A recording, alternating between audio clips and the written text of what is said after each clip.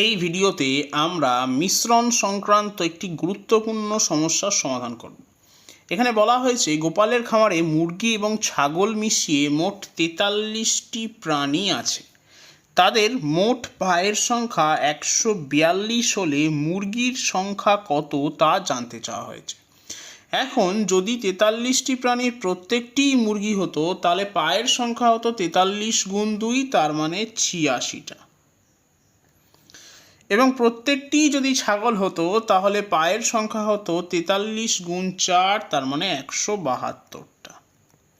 কিন্তু পা আছে 142টা। এখন ট্রিক বা নিয়মটা হলো, প্রথমেই আমরা 142 থেকে 86কে বিয়োগ করব। বিয়োগ করে পাবো 56, 56কে লিখবো 172-এর তলায়। একই লজিকে আমরা 172 থেকে 142কে বিয়োগ করব, পাবো 30, 30কে লিখবো 86-র তলায়। এবং এই 30:56 বা 15:28 এটাই হবে মুরগি মানে হেন এবং ছাগল তার মানে গোটের অনুপাত। এখন মোট প্রাণী 43টা। একটু খেয়াল করলে আমরা দেখব 15 আর 28 যোগ করলেও 43টা আসে। তার মানে আমি বলতে পারি যে যদি মুরগির সংখ্যা 15 হয় তাহলে ছাগলের সংখ্যা হচ্ছে 28।